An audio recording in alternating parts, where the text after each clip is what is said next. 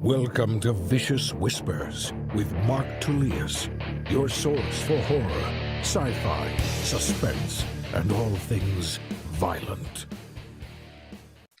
Hey, what is up, guys? Thank you so much for joining me today. Very special episode 165. I have a special guest. He's coming all the way from Australia. Daniel Silk, the host of Life Changes You. Daniel, thank you so much for coming on. Look, thank you for having me. It's great we've connected, and it's really good to be here on your podcast and have a chat with you. I just wanted to say to the listeners that I just did a podcast with you before, and I found it so inspiring and enlightening as to the changes in your life, and it was amazing. Well, you know what? This afternoon, I was kind of in a funk and I didn't have that much energy, and then, maybe worrying a little bit about how our podcast was going to go. But now, I feel like I just had a ton of caffeine, and that's what I love about podcasts. That's what I love about talking with someone else and having that kind of connection, like a real connection. With several of the guests that I've had on my show, or I've been on their shows, like some of those people man, we're probably going to be friends for a really long time, and maybe we won't see each other that often, but there's something there because we know something about each other. I had the pleasure of being on your show. I hope everyone goes and checks that out. It's always nice talking about me, but now I get to find out about you. I was drawn to your show because of your message, which is what a positive message it is. So what I wanted to know is why did you start your podcast? If you could talk about that, why you started in the first place, maybe some of the hesitation on whether or not you should even continue, and what you have gotten out of it. Okay, so what happened was I just started a business with a friend of mine, teaching people with an intellectual disability and or mental health issues how to communicate better. And I think after about 2 months of doing that, I thought, why don't I do a podcast? I'm listening to all these podcasts, all these inspirational people who are talking about mental health, psychology, how to have a more positive outlook in your life. And I thought, look, I can do that. Back when I was in my 20s, I think it's called public radio, which is where you get donations to be on radio. And I did that for a couple of years, interviewed a few international acts and stuff. And I thought, look, I can do it because, I've got that background. And what I wanted to do was so the reason it's called Life Changes You is it's about ordinary, everyday people and how their lives have changed from when they were children to where they are now, what they've gone through, how that's affected them. The changes in life, good and bad. And I've had some bad ones. I lost my sister when I was in my mid-30s to cancer. I just lost my dad last year. And I got fibromyalgia. So all these changes are things that I thought would be interesting to people. Although when I first started, I didn't always talk about myself. It was about the guests. And it was when I started opening up and telling people about my story that I realized that the audience were connecting more because they understood who I was and why I was here and what I guess they call it a mission statement in business. I don't usually use that, but I guess that was my mission, to enlighten people as to other people's lives, good or bad, and to be able to connect with people where it wasn't a doctor telling them there was something wrong with them, or it might be a mum that listens to the podcast and hears a story about something and goes, oh, actually, I think that's my son or my daughter, or my sister has got a problem, or my mum has got a problem, or the person I work with, maybe they should listen to this podcast. So, and I like it to be very conversationalist, where I don't generally have a lot of questions. I write down a few bits and pieces as I'm talking, because I want it to come across as like we're sitting having a cup of coffee chatting, and then it's the people around us that are listening in and hearing what we're talking about and going, oh, actually, that resonates with me, or that inspired me, or oh, actually, I don't know about that. Did that happen to me? And if it did, was it the same as that guy? To get people to think and not be so just caught up in their own world, to hear other people's stories. And I've covered hundreds of different people. I mean, you were just saying, I think this is 167 episode. 65, yeah. 65, and I'm up to, I think, 164 now. So we're about the same longevity as well, because I'm coming up 3 years in November. Mm-hmm. And, some people have said to me, why do you continue it? I continue it because there are always new, interesting people that come forward. And like our connection this week, it's all about getting those stories out and also finding stories that aren't generally spoken about. And one in particular was, I had a guest on and we spoke about youth suicide. And I think it's really important to highlight this: suicide for any age. Mm. However, on my social media, I think I lost about 2,000 to 5,000 followers in a few days after that podcast went out. And that's okay, because, you know, on social media, all my stuff is positive and happy. But then when I promote what episode is coming up and it said youth suicide with so-and-so, you know, suicide is prevalent and we need to work out ways of how we can stop it or how we can work with it to slow it down. People won't. And that's the same with a few others, like one on sexual abuse of children. Huge person in America from, I can't remember their name, but, you know, like 500,000 followers, a child rescue coalition. Fantastic interview. And it was something that I would really like to talk about more with people, because we need to protect children. And that hardly got any listens. And I think it's because in our brains, we don't really want to accept that that sort of thing is happening. Yeah. And that's okay. You know, you can do the podcast, and then if people listen, they listen. And if they don't, that's up to them. If it doesn't affect you, I guess it's something you don't want to listen to. But it could be that you're the one not listening because maybe in the back of your head you think, oh, maybe that's happening to someone I know, and you don't actually want that reality. Yeah, no, I think suicide is one of the things that, we talked about it on yours a little bit, but that I struggled with for a very, very long time, where I remember looking at myself in the mirror as probably, I don't know, 10, 12, with razor blades and thinking about it and just never able to do it. I lost a really good friend after graduating from Brown, and his suicide, even though I hadn't seen him in over a year, like that stayed with me for years and years and years until I wrote about it and I broke down and I realized just how much it had really impacted me. And I was just a friend, that was impacted. Like imagine his family and all what it does. So yeah, talking about those things are very serious. Thank whatever spiritual guide you follow, anyone follows, because look at what you're doing now. And what a waste, not a waste, but wouldn't that have been terrible to lose what you're doing now and putting out into the community? Because we're all here. Like someone said to me, oh, I guess you do it because you're famous. And I go, no, I do it because I want mental health messages put out there.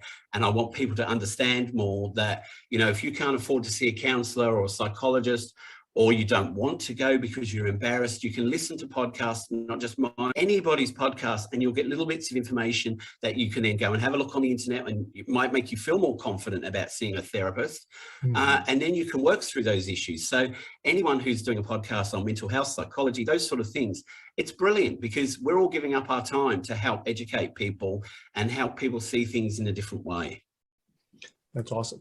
Now, going back to early, how long did it take you to start embracing and to start sharing yourself? Like, why do you think you weren't doing that from the start? Did you think that you weren't important, that people wouldn't care about your story? Did you think these other people, your guests, were more important? How long did it take for that? And was it something that you were conscious of?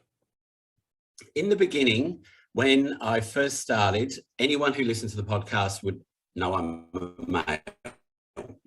But on social media, I never said whether I was male or female, how old I was, because I actually didn't want it to be a prejudice to people joining and finding out more. And I thought, females might go, oh, it's a male, males might go, oh, it's a female, so I just wanted it to be open to everybody. So non-gender specific, which we are in the world of now. But that wasn't why I was doing it. I just didn't want people to have their judgments brought forward on what I was doing.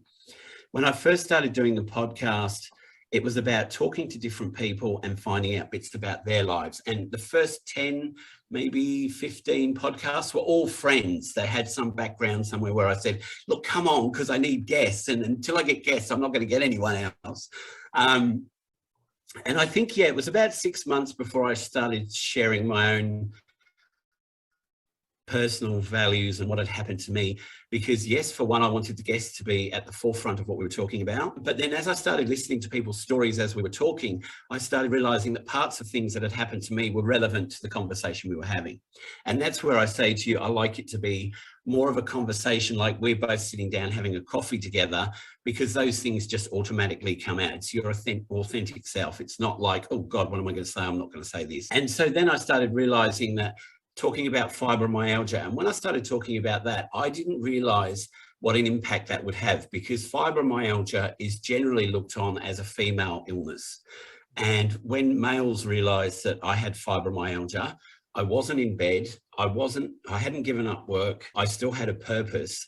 They were like, well, how do you do this? Because, and people can take whatever medications they need to take. I take a couple of different ones, but I found that a lot of the ones that they were giving me in the beginning were just knocking me sideways, like anti-anxiety, anti-depression. And yes, they do work for certain people with fibromyalgia. For me, they just closed my brain down, and I couldn't be like that because I just needed to be able to still work. And it took me a good 12 weeks to be able to get from being bedridden to be able to get up. And I use this story a lot, vacuum the lounge room floor. And it took me a whole day to vacuum a small lounge room floor, because I did a quarter, then I had to have a sleep, then I did another quarter.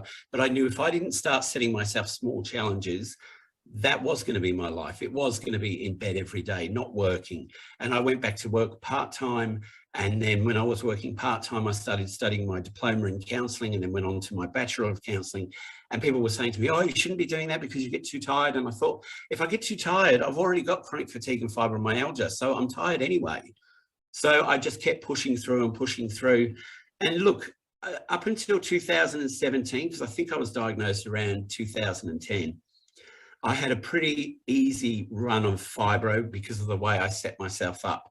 And then I had about 2 years where I couldn't get work because everyone said I was overqualified, and I was really suffering with fibromyalgia. So I'd have like 3 or 4 days where I had to be in bed, and then maybe 2 or 3 days where I felt okay. And then I might have a month where I felt okay, and then a month, 6 weeks where I felt really ill again. And so during that time, I did start to doubt myself, and I had to rethink what I'd learned in my counselling, that if I let this take over me, this is where I am. If I start doing small positive things, that's where I can go. So it's all about measuring out, I guess, what you think you're capable of and what you need to do. So I put a lot of needs in my plan of what I needed to accomplish. And they weren't big things. They were things like cleaning the lounge room, making sure I did my washing each week and changed my bedding. And, you know, but they're things that with fibromyalgia, you don't usually think about doing because you're too tired, or you just think, I can't do it. So then 2019, when I started this business and I started the podcast, I was back on a roll, and I started to feel really good about who I was, where I was. And even though I had an illness and you have pain every day, you can get used to that. But I couldn't get used to the fact that I wouldn't be doing anything, like not working, not podcasting. I'm also a guardian to 2 young men in their 30s who have got an intellectual disability. So I go to a lot of meetings for them and make sure that they have a voice. I help out my mum, who's 82 with Parkinson's. So my life now is the busiest it's probably ever been. But the adrenaline that I run on is good to keep me going to where I want to go to. Was that the question you asked, or did I just go off on a wild tangent? I was following it. I enjoyed it. You did an awesome job with it. Have you always been a caretaker? Have you been the person to, like, even as a kid or a teenager or whatever, have you been a person that has cared for others and like wanted to listen, wanted to share, wanted to help? Yeah, look, I grew up in England. We moved here when I was 11, and my mum said, and I can remember it, in the street we lived in, I don't think it's exactly like it was back then, but in the 70s, you knew everybody in your street. And so I would go down and visit the old people. Like, they would give me a few sweets or lollies for visiting them, but I'd go and sit with them for 10, 15 minutes and have a chat. And when I was off sick from school, my mum would go over to a neighbour and say, can Dan stay with you for the day because I've got to go to work? And so it was a real sense of community. So I spoke to people, young, old. There was a couple of people with disability in the church group that I went to Sunday school at. I'm not a big church believer now, but my parents sent me to that. And I think that actually helped me get a good grasp of communication and connecting with different varieties of people, old, young, disabled, different nationalities, you know. So that was great. You know, it really opened up my world to all different people. Awesome. So yes, always. And then when I left school at 15 because I hated school. I was bullied all the time. And so I went and worked for my dad, who was a builder and a landscaper. And I worked with him till I was 19. And then we built a house. Mum and Dad went overseas to England for a holiday for 9 weeks. And a friend of theirs said, do you want to come and work at this institution with disabled people? Once I started there, my life changed. I just loved helping people. That's awesome. How difficult would you say that job is? Because it seems like there would be probably lots of times where you see that you are making a difference, but I'm sure there's also a lot of difficulty in it as well. I know what you mean, like, because working in disability, it's not all joy. It's not all people finding out new things about themselves. In the business I have now, yeah, they're finding things out, finding their self-confidence, finding their compassion. I've seen some really big steps in the guys that come here, and some of them have got mental health issues, and their parents say, oh my God, at home they're completely different. And they go, how do you get them to be so calm? And I go, it's just the way we work with people here. But back in the day when I first started in the institution, there were people there with really severe behavioural issues. And, you came home from days there where you were just completely drained. Like, what can I do? Because everything everybody tried to do, and I was working with 3 other people, you couldn't get around that behaviour. Now, things have moved on in those 25 years. We have better medications, and we also have better behavioural support from outside people, psychologists and psychiatrists and behavioural specialists. But you're still going to find people who, I guess, if you've got an intellectual impairment, you are more behind everybody else because your learning is slower. But then also, whatever's happened to you in the past, it's really hard for someone to work with that person to find out what has been bad in their life, especially if they don't speak, or they have very small communication, or they can't express what happened to them. This is just a story that happened in COVID that I found out about. But during COVID, it was an opportunity for some people to sexually molest people with disability. Wow. Because there wasn't so many people working, because we were all in lockdown, so it was minimum staffing. Wow. And I hadn't even thought of that, because we stayed open because we're mental health and intellectual disability. But to think that someone can take that opportunity when you've got a very vulnerable person who doesn't understand why they can't go out to the movies or can't go to their day program, and you choose to sexually molest them. And there was also an increase in self-harm with people with disability because they didn't understand what was happening. And they're trying to get, well, I don't even know if they're trying to get their head around. They just want to know why they can't go out the front door. Right. So there are those stories in my job, not here, but you hear of them, and you wonder why in 2022 these sort of things are still happening, because we hear about it happening in the asylums and the institutions back in the 50s, 60s. But nowadays, look, I guess a predator's a predator, aren't they? They're going to take an opportunity wherever they can take it. Yeah, and one of the reasons I asked that was because when I worked, and again, I didn't work for very long in the prison system or juvenile probation, but especially in juvenile probation, I wanted to make a difference. It seemed like you would make a difference with a kid, and then you see him 2 weeks later, or, he just does something terrible. But now let's go super positive. Let's go to the podcast. Has it changed your life? What have you gotten personally from it? Like, do you think would you want to have those conversations, even if no one was listening? Would you still have those conversations with lots of your guests? Absolutely. Every person I speak to, I find something else out about myself. And it doesn't have to be anything mind-blowing that the person says, but you hear something in a story and you go, oh, actually, that's me. Or actually, I should change myself a little bit more like that. I was talking to someone the other day.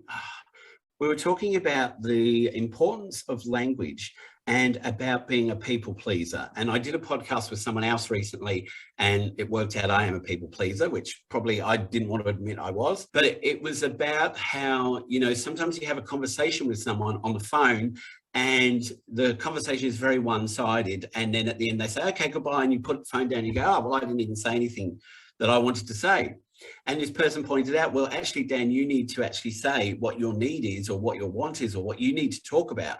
And I guess I've got so used to, when I talk to people on the phone, if I don't get a chance to say something, it's just, okay, goodbye. But then I dwell on it afterwards and I go, oh, I didn't even get to say what I wanted to say. Yeah, no, that's learning for me from doing these podcasts, so many different subjects, so many different people, so many different things that they want to talk about. Or what I've really liked as well is some people that I speak to. I did one recently with someone who didn't know who her father was growing up, thought the stepfather was her father, and didn't meet her father until she was 19, but wasn't allowed to tell him that she was his daughter. And she'd also been molested by the stepdad. And so we had a conversation, and she told me all about her life and what had happened to her. And then I asked her 2 questions about, one of them was, how was it then living with the stepfather, because she hadn't told her mum what had happened to her. How was it living with, I guess, the perpetrator in the same house after that had happened? And after we finished the podcast, she said, do you know what? She said, I've only ever told people what's happened, and not many people have asked me questions. She said, but those 2 questions you asked me really made me think about what had happened and made me see things in a different way. And when you hear things like that, you realize how important these conversations are. It was important to me, for me to understand what had happened to her, and for the audience to understand. And I'm not someone who goes into all the gory details of, oh, well, what happened, but just to ask what it was like to live with your perpetrator. Because I'd done another one last year with a doctor who has worked in child support, law enforcement, all these different things. And growing up, she lived next door, like her brother was in the room next door. And her talking about the fear of being at home, knowing her brother was next door and when he might come in and sexually abuse her again. Right. And, you know, it gives us a greater understanding of how someone feels to be sexually abused as a child, how they cope in life. And she was very resilient, like she's gone on and helped lots of people. But those sort of conversations are really important. Those are the important conversations. I was thinking, like, oftentimes my mother-in-law, sometimes my wife, other people will say, oh, you're so good at listening. You should be a counselor. You should be a therapist. I was like, I don't want to reach one person. Like, I want to reach a bunch of people. And that's what you're doing with the podcast, which is awesome. Can I just say to you there that by doing a certificate or a diploma, it just gives you a deeper understanding. And so, and about yourself. I learned so much about myself from doing my diploma. Before that, everything was black and white. No 2 ways about it. It was yes or no. And I couldn't see that there was any other way. And then the mentor I was working with said, you realize how many shades of gray are between black and white? And I go, oh, 10. And she goes, it could be 1,000,000. And I'm like, oh, okay. She said, so stop thinking it's just yes or no. There are so many different answers in between yes or no that you can take, and are opportunities. They might work out bad for you, but don't just think yes or no. You've got to give things a try. And once I got that in my head, I was like, wow, yeah, I do see things so black and white. And now I don't anymore. I see that there's opportunities in lots of things, and lots of conversations. We have great opportunities for growth for me, for growth for you, and for the people who are listening. That's awesome. How is mental health treated in Australia? Is it just as much of a stigma? Do people not get help like they should? Because that's definitely how it is in the US. That's how I feel it is here. You know, there's definitely a big stigma. You know, most people don't want to they wouldn't admit going and getting therapy if they did go and get it. Is it similar in Australia? Do people not want to talk about it? I was speaking to someone recently who said, and it wasn't on a podcast, but they were saying that the good thing about America is people are open to going to a therapist, and they'll talk to their friends that they went to their therapist and talked about this. And I always thought that was really good. I found it a bit weird that nearly everybody had a therapist, but maybe that's not true. Here, it's still, I think, a bit taboo. And I was hoping with COVID, with anxiety, depression, those sort of things, I thought we would open up a lot more. I think it still goes back to maybe the 70s and 80s, where people were scared to say they had some mental health issue because their friends would laugh at them or feel that they weren't up to what they were doing. You know, I think the last 10 years have been a real big shift in employment for people who have mental health issues in a positive way. However, sometimes I feel that it's a little bit like it's a policy they have to have, but they don't really want someone with a mental health issue. Here, for instance, for 14 to 25-year-olds, we have an organisation called Headspace. and it's for anyone who's suffering mental health issues. They can go and have free assessment for mental health. However, since it's opened, it's become backlogged because they only take now the people who are suicidal or who aren't really managing. So if you were to ring up and say, I've got anxiety, I can't go out the house, I can't do this, blah, blah, blah, you might be, you know, I don't know where, but say number 100 in the queue, because you're not as urgent as someone who's suicidal, which is fair enough. But the thing is, with COVID, it's brought a lot more mental health issues. And the more services we can have, the more we can help people, because if we can work on mental health first, then we don't get the physical health issues. Because with mental health, you start getting sick, you start getting depressed, you don't want to go out, you stop looking after how you look, you don't eat properly, you don't sleep properly, then we have physical symptoms as well as the mental health issues. Whereas if we can get into the mental health issue really quickly, we can stop that sort of progression. We do have, if you want to see a psychologist or psychiatrist, you can have what's called a mental health plan drawn up by your doctor, GP, and that gives you 6 sessions at a reduced cost. So say it was $200 to see the psychologist, it might cost you $30 to $50 out of pocket, which is still out of reach for a lot of people. Right. So you have to be, I would say, chronically ill with mental health to be able to get it free. And I heard a story the other day that there was a child who was having a really bad day. They weren't threatening suicide, but they had to wait nearly 2 days, so about 40 hours for a CAT team to arrive, which is a crisis intervention team. And by then, luckily, they had been able to work through what was going wrong and they calmed down. But, you know, that's not the case for every person, is it? And if you're calling a crisis intervention team, 40 hours is a long time to wait. Half an hour is a long time to wait, especially if you're a family or a friend trying to help this person and you don't know what to do. Waiting 40 hours would feel like a lifetime. One thing that we can really do is to open up the dialogue and talk about suicide and not make it such a taboo subject. If people were talking more openly about suicide and depression and anxiety and, you know, being more compassionate and open and kind about talking about these things. This is one of the things I do on my social media is I say, and I've used it for 3 years, I can't remember what it is now. Normalize, don't stigmatize. I'm not a great believer in normalization because I don't think any of us are normal, but we need to normalize the dialogue and talking about mental health and suicide. And when it's out in the open and it's something that everybody talks about, we no longer fear it.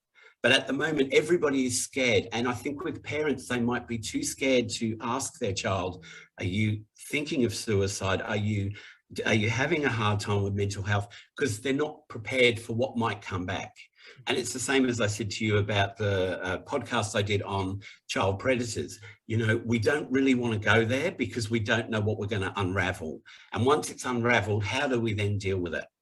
Do we go into, oh my God, quickly, I've got to get a CAT team here? Or do we go, look, do you want to speak to a psychologist or a counsellor? Or do we go, do you want to talk to me about it? So there's lots of things we can do, but it's more about opening up the communication so that your children, whether they're 5, 10, 20, 30, feel like they can turn around and talk to you and say, hey, mum, hey, dad, you know, I'm having a really bad time. Because I think with suicide, a lot of the problems that compact suicide are things that can be worked out. And they might not be good things. It might be like you've got yourself in a shitload of trouble with money and you owe $100,000. Well, you can go bankrupt. It's not the end of the world. You can get a loan. Your parents might be able to help you. There are ways around these things rather than going, suicide's my only option. And when we look at those sort of things, it's like I said before with the black and white thinking. It's not, I have to suicide because this is happening. There's all those greys in the middle where you can go, actually, yeah, I can get a bank loan. I can go bankrupt. I can ask support from my family. You know, so there are options that we need to share and we need to say, look, you know, that's not your only option. There are a lot of other options in between if we talk about it. And so encourage your kids. Say, you don't even have to ask your child, are you suicidal? You can say, hey, look, I was watching a show on TV today and they were talking about suicide in children. Are you okay? Is everything good at school? And they might go, yeah, fine, brilliant. Or they might go, no, I've actually been feeling a bit like I'm bullied. When I was 13, 14, 15, I wasn't the person who listened to my school. It was all heavy metal and rock, and I liked alternative music. So I didn't fit in and I was bullied. And, thinking back, there were probably times where I thought, I don't want to be here, because it's really hard to deal with when you've got 5, 10 boys following you around, telling you you're an idiot, you don't fit in, why do you dress like that, why do you like that music? But when you come out of school, and this is why I left school at 15, because I couldn't handle the bullying anymore. But this is another thing I like to say to people, that even when you leave school at 15, it doesn't mean that's the end of your life, because you can go on and study again. You can return to study, you can find a job you like and work your way up.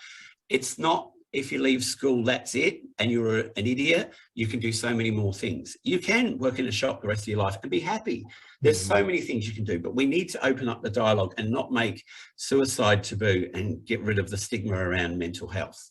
In America, and I'm sure you saw it, but just all the shootings we've been having, and that's something I've had to talk with my kids about. I mean, we're very, very open with our kids. We talk about stuff all the time. My daughter had dealt with anxiety and just different things. But yeah, with the shooting, that's something I think, I encourage parents to talk with their kids to find out whether or not they're scared, to, what kind of emotions, because that's a lot of trauma, a lot of fear. I don't know. I have a hard time. And it's one of those things we were talking earlier about not wanting to see the sexual abuse, not wanting to, tune into those things with all the news. Like, I don't want to see pictures of little kids that just got murdered and everything else. I want to just pretend it didn't even happen. But I need to talk with my kids and make sure that they're doing okay and how are they processing it and all of that. And look, I think in that situation as well, FBIs and that have their profiles of what a person is like. But I think we're finding more and more as we move forward that a lot of those profiles don't actually fit the child who's just shot people at school. There's someone who the teachers say, was academically great, had friends, something else has triggered them.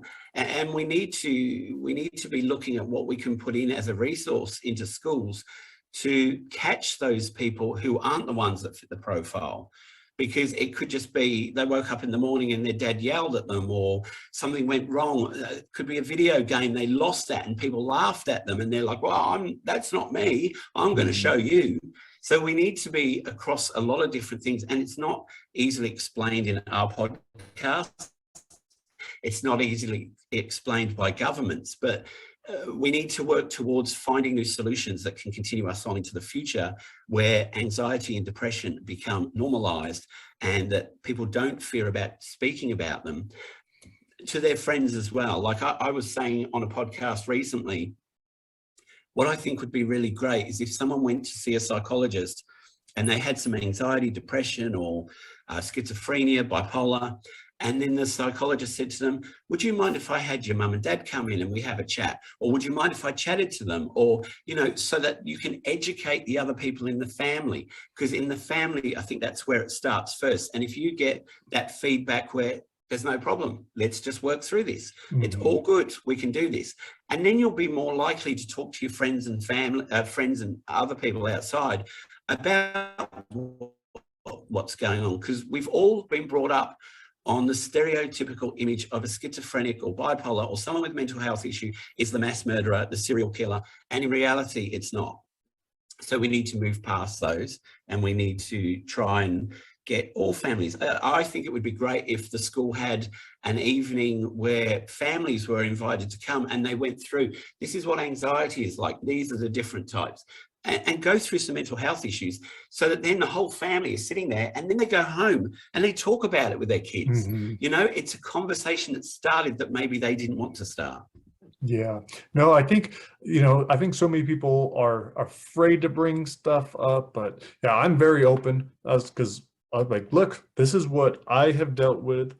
This is what your mother has dealt with. These are things we still struggle with. This is how we, these are the things I use to deal with it. It just shows them like, okay, it's It could be normal. It's part of life. If I start feeling like this, I shouldn't feel ashamed. I shouldn't feel, it's just something, it's my brain health. And right now it's not optimal, but it could get, it's just a matter of figuring it out, what you need, whether it's changing something with the family dynamics, whether it's changing something that you're eating that's causing inflammation, whatever it is. Yeah. And So look, when we recorded the podcast for my show, your vulnerability is something that's brilliant, because men who have similar issues to what you've had, whether it's anger, hormone imbalance, or smoking some drugs, they'll hear your how open you are, and they'll realize that change can happen.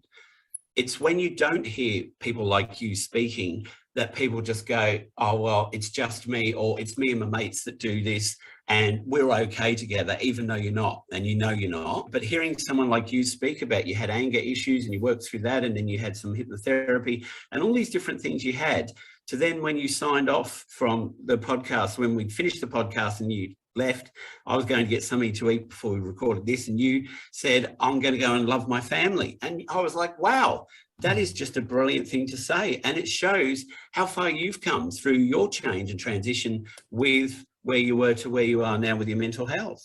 Yeah, it is. And a lot of choices too. Even just that about the family, I had to change the way I was thinking about work and putting work in front of them. And so I think so much of it all comes down to just being honest, taking an honest look at yourself, right? I mean, otherwise, if you're not honest with yourself, you're not going to be honest with a therapist. A therapist won't be able to help you. You're not going to be honest with your doctor if you're not honest with yourself. So I think that is so huge, and just not being ashamed of it. Just like, this is just owning it. Like, this is who I am, and I don't like this and this. So is there someone that can help me with that? And what you're saying is quite right, because with therapists, it's okay to say, I'm seeing a therapist, but you have to go in and take your mask off and tell them exactly how it is. Because you can come out and say, the therapist is rubbish, they didn't help me. But because some people want to go in and say, oh, well, this is bad and this is bad. But the real three bad things are the things you don't want to talk about, because you don't really want to admit to yourself that that's what's happening. But once you admit those and open them up, then you start working through them and you go, actually, they're not bad things. They're just things I've been hiding. And we all have that 5% in us that only we know about. And then I think it's 25% that we share with family and friends. And then the rest of it is what everybody knows, but that little 5%, if you keep that locked away in here, you're never going to get anywhere. Yeah, I was thinking about that during therapy too, especially the early sessions. I was like, man, I can just say whatever. I know exactly what to say. I could make this conversation go however I want. But I was like, I would just be cheating myself. Like, it wouldn't help. And there were definitely some things I did not share with them. I just didn't bring up those things. I kept those, but I did go pretty deep. And maybe down the road, I'll go back and I'll examine those other little things I didn't share. What you've learned now from those sessions, you can deal with that other bit yourself anyway. Because it's about learning and knowing what's going on in your mind, and then gradually you break those things down yourself. That's cool. And that's an awesome way to think about it. And that's kind of how I'm feeling now. It's like, okay, now I have the capability to deal with some stuff. And like yesterday, I was triggered and I had like a violent outburst. I was ashamed of how angry I got, but then I was proud of myself because I was able to catch myself. When I went through the outburst, I was like, I just wanted to destroy stuff, and I was just so angry. And 2 hours later, everything's fine. Life's beautiful. Like, I'm over that. I got defensive and I lost my temper. It's like, okay, I can't do that. I got to watch out for those triggers. Next time this happens, I need to say, hey, I'm going to go over here, and so I think it's just important to. And how different is that for you now than what, say, it was 5 years ago? Oh, I wouldn't have got over it. I would have. If I didn't go through everything that I've gone through, there is no way I would have got through the pandemic. I would have been divorced, for sure, dead or in prison. Like, something bad would have happened. Like, it wouldn't have been good. And I was just going down a really bad path, I think. In looking at my brain patterns and everything else, is like, okay, I kind of get it. But yeah, that's why I love sharing this message after experiencing, knowing what I was dealing with before, because I didn't realize I was having depression. I didn't realize I was having anxiety. I didn't realize my anger was so bad. I didn't realize, oh, that was just who I was. That was my normal. But after realizing, it's like, oh man, I had all that stuff. It's like, I don't want anyone else dealing with that. And I want people that are dealing with that to be able to know that, oh yeah, they could get happy and they could get better. And I used to be just so miserable and so negative about everything. My friends, that when they talk to me now, they just make jokes about, now you're this hippie and this and that. And but I'm happy and I'm grateful, and I'm thrilled to be where I'm at right now.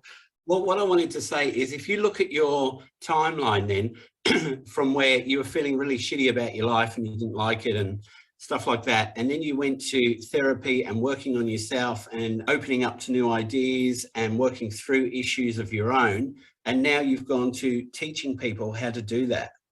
So isn't that a great timeline? You've given yourself the space to come to terms with what's going on in your life and to work through it.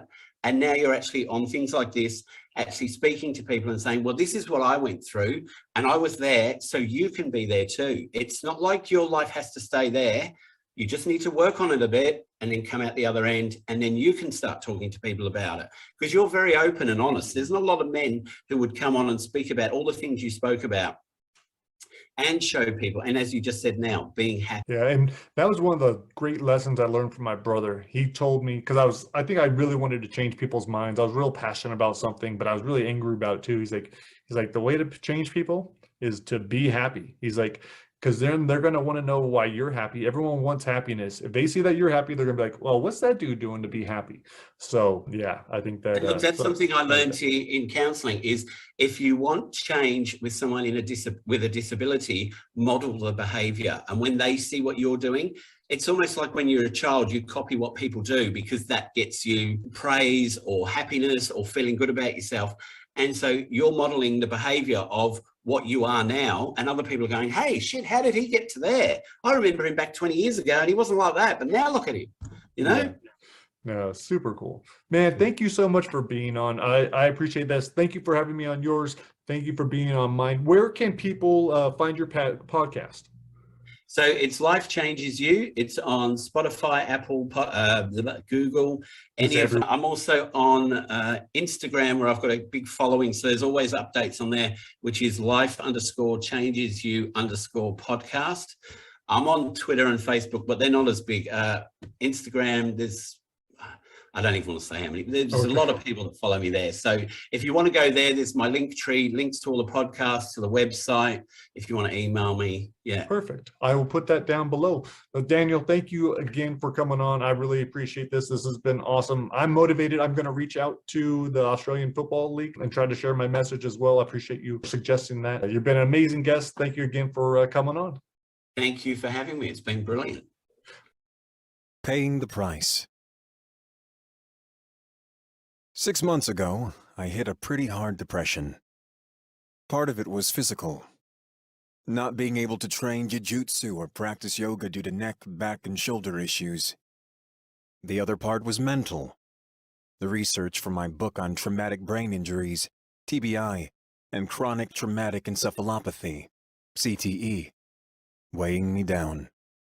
I couldn't stop thinking about Junior Seau and Andre Waters killing themselves. Aaron Hernandez and his ravaged brain, convicted of the murder of a friend. I worried about Gary Goodridge and my numerous MMA friends dealing with varying degrees of brain damage. My thoughts would often turn to a former boxing opponent and sparring partner whose speech had become difficult to understand, his emotions a mess. I was burdened with the knowledge that a Brown University teammate who'd spent the last 6 years dealing with CTE symptoms only had a short time to live, thanks to the combination of neurodegenerative disease and acute myeloid leukemia. This man, who'd been told he had the frontal lobe of a 75-year-old, rattled off stories about myself that I can't recollect. My time at Brown, and much of my life a messy blur. I told myself to get over it. I was making this into something bigger than it needed to be. I hadn't had nearly the amount of head trauma many NFL players had. Except for excessive caffeine and cannabis use, I've led a healthy lifestyle over the last decade. And if my brain was deteriorating further, surely I'd be aware of it. But I couldn't deny that the feeling was back. The one I'd kept at bay through yoga, jiu-jitsu, cognitive therapy, meditation, cold therapy, alcohol, and psychedelics. That dark, scary feeling I'd had since I was 10, if not younger. The mixture of rage and depression didn't compute. It used to, for the explosive child, the troubled teenager, the failed fighter, the loser who never did a damn thing with his degree. But that was another life. My life was beautiful now. With a wonderful wife and 2 incredible children, we were set financially and everyone was healthy. I had close friends. A good support system, was publishing books at a good pace, and had found a balance between family and writing. The story I'd been telling myself was that I'd lucked out and was blessed with a resilient brain. All of the concussions and knockouts free of any lasting effects. Anyone that's read my fiction knows I'm a doom and gloom kind of guy, so maybe I'm just hardwired to focus on the negative. And if all those brain injuries did cause problems, surely I'd gotten past them by now, especially with the treatment protocol I was on. But still, I had to consider the symptoms. I opened my laptop and started a new document, realizing that if I didn't write it down, I'd forget all about it or rationalize it away. Impulsive behavior. Guilty. Whether it's gambling, video games, or drugs, I can be an addict. Memory loss. I can't tell you the number of times friends have shown me photos of events to prove that I was there. At a recent party, 3 different people laughed somewhat uncomfortably when I introduced myself to them, even though we'd been acquaintances for years. Difficulty planning and carrying out tasks, it can take me days to respond to emails. The littlest things are written down in hopes I'll one day do them. Substance abuse. 32 years of cannabis and counting, along with plenty of experimentation. Emotional instability. It's not all the time. Usually I'm a fairly happy, even sweet guy. But it doesn't take a whole lot to rock the ship. One crappy night of sleep and my emotions are all over the place. I don't respond well to confrontation. Depression or apathy. I never would have considered myself depressed until a year ago. But that's just due to the stigma behind the word. There's no denying that's what I'm experiencing.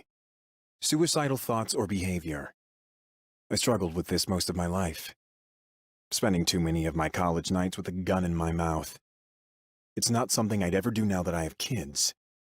And the urge has been dormant for the past decade.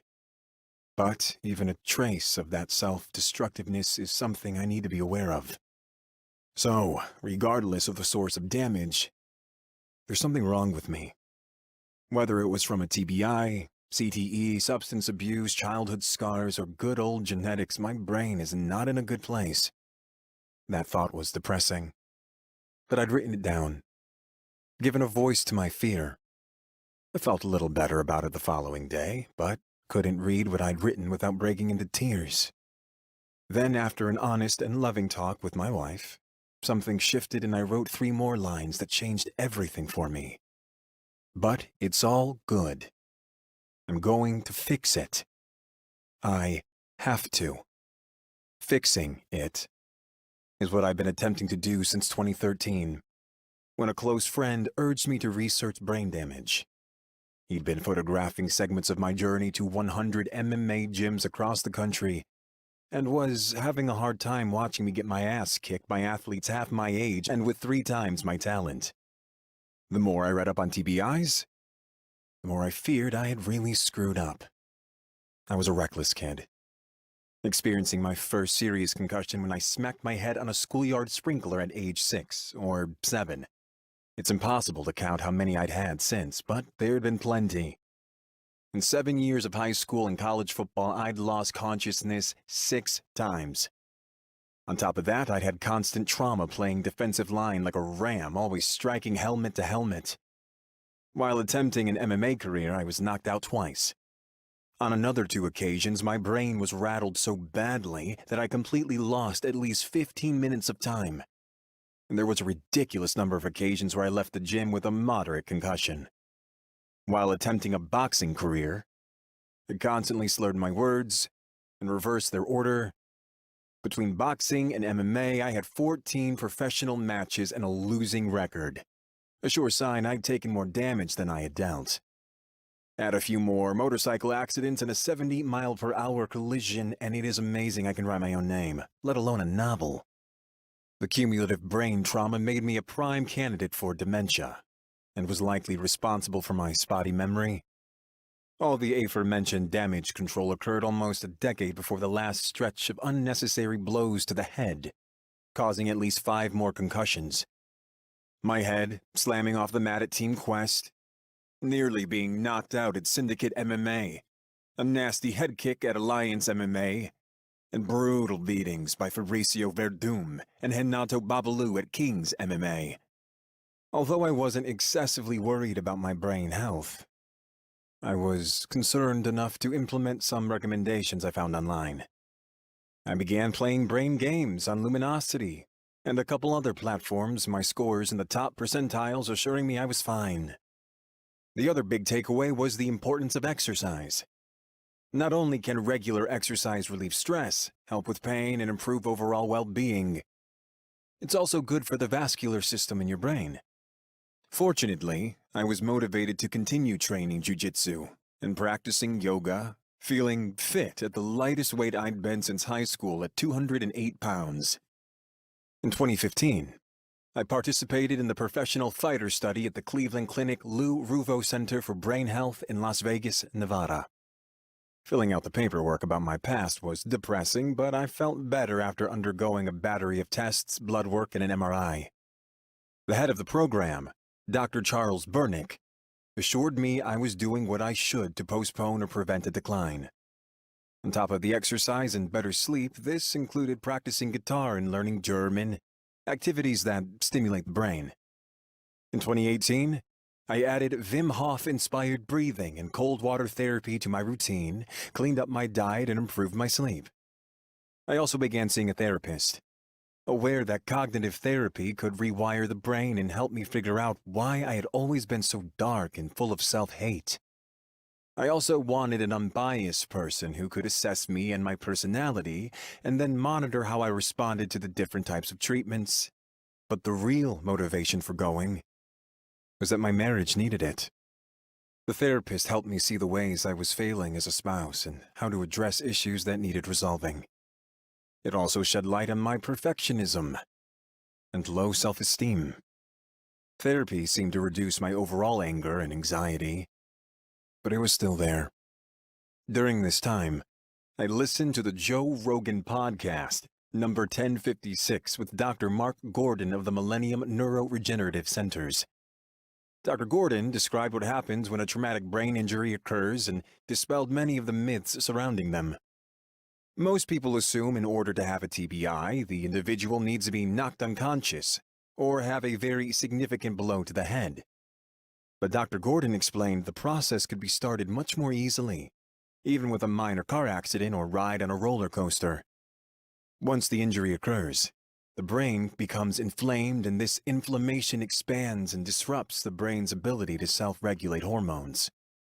Dr. Gordon explained that many symptoms of PTSD and TBI overlap, such as depression, anxiety, irritability, cognitive deficits, insomnia, and fatigue. In Dr. Gordon's opinion, PTSD is a manifestation of a TBI. Head injuries are often forgotten but commonly identified during detailed patient histories. His approach is to treat patients with hormone replacement therapy to reduce the injury-provoked inflammation in the brain that has compromised functioning. At the time, he claimed to have turned around the lives of over 1,500 military personnel. Although I didn't believe I needed the protocol, I talked it over with my wife, and we agreed the cost of the program would be worth trying. Even if it didn't do anything for me, I could write about it in my book on TBI and CTE. Dr. Allison Gordon went over my blood work results with me, pointing out the ways they were consistent with someone who had TBIs. She recommended several supplements and one prescription of a natural testosterone booster to bring my hormones to normal levels.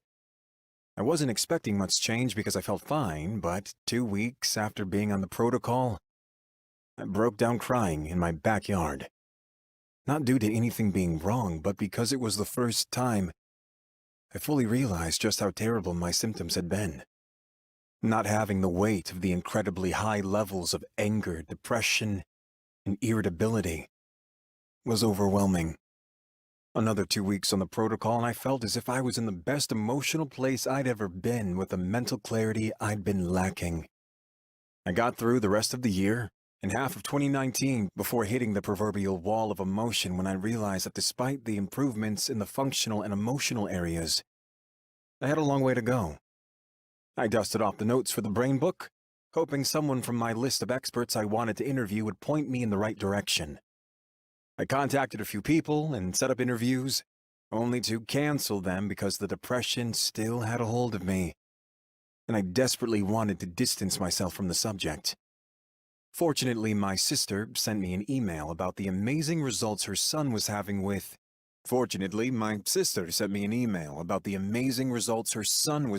neurofeedback and a specialized form of chiropractic that focuses on the upper cervical area. He'd been dealing with post-concussion syndrome for quite some time and seemed to have turned things around at Vital Head and Spine in Pasadena. Just as I had with Dr. Gordon's protocol, I discussed the treatment with my wife, weighing the cost versus rewards. We both somehow still believed I was fine and didn't really need it, but agreed I should at least see if the testing showed anything critical. On the NUCA, National Upper Cervical Chiropractic Association, side of the practice, X-rays revealed small but significant shift of the two bony rings, vertebrae, at the base of my skull. This was affecting blood flow and cerebrospinal fluid in and out of my brain. It was also causing my brain to get distorted messages from the sensors called mechanoreceptors in my muscles and joints, which was affecting my sense of balance and coordination.